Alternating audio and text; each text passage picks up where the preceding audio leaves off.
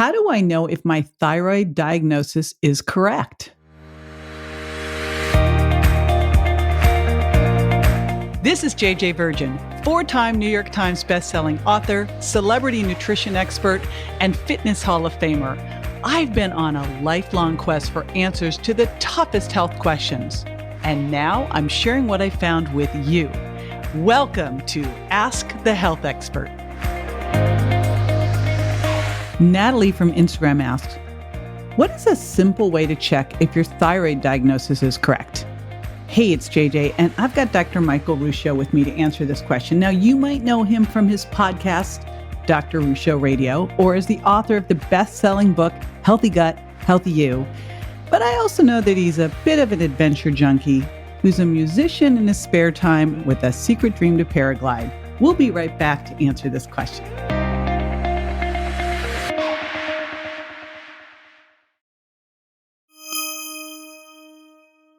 This is such an important question to ask.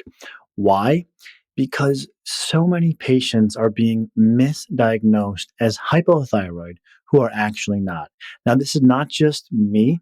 Conventional medicine is publishing in the research literature a call to clinicians to be more cautious and how quickly they vector a diagnosis. And the same thing has been found in the journal Thyroid, for example, in 2018.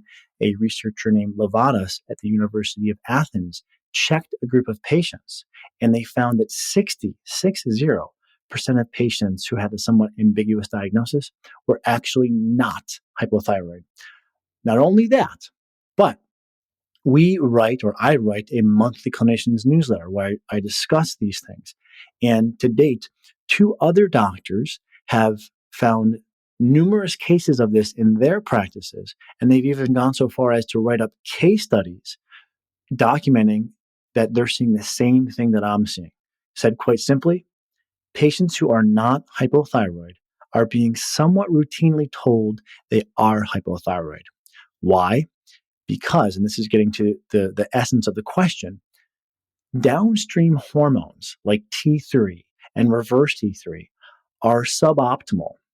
And then the patient is told, this means you're hypothyroid. This is incorrect. 1000%.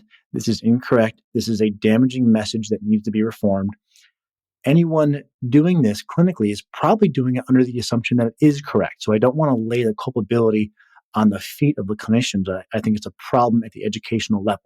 But how do you check this? How do you go back and figure out what camp you fall into? Thankfully, this is a fairly easy answer. You need to get the labs that diagnosed you as hypothyroid. Not when you're on the medication, but right before you went on medication, that lab. Or maybe you would never even start the medication yet, but you just have that lab from the diagnosis, just as long as you're not on medication, because medication skews the read. And what you're looking for is the lab range. Don't look at what your provider wrote in, or don't look at if they gave you a custom type out. Look at the actual lab range. And what you're looking for is the TSH to be in the normal range. Usually it cuts off at about 4.5. And for the T4 to be in the normal range. If the TSH is not elevated above the normal cutoff, and if the T4 is not depressed below the normal cutoff, then you are not hypothyroid, and you have a very good chance that you can come off the medication. In this same paper by Levadas, they found that the length of time someone was on medication did not dictate if they could successfully come off or not. Meaning, if you've been on medication for 3 years, you're not at increased risk for having developed a dependency. Also really important to understand. The other side of this issue is that people who are put on thyroid medication who don't need it may actually experience the very symptoms they were hoping to improve from the hormone itself, meaning anxiety, depression, and fatigue. If you give someone more hormone than their body needs, it can be problematic.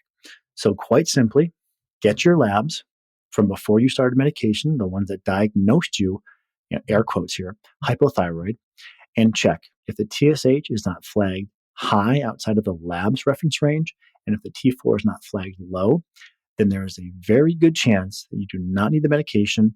check this with your doctor, or if you don't trust their opinion, get a second opinion. And then you have a very good likelihood you'll be able to come off the medication and not need it. This is JJ with Ask the Health Expert. I do this 5 times a week, so make sure you never miss a show by going to subscribetojj.com.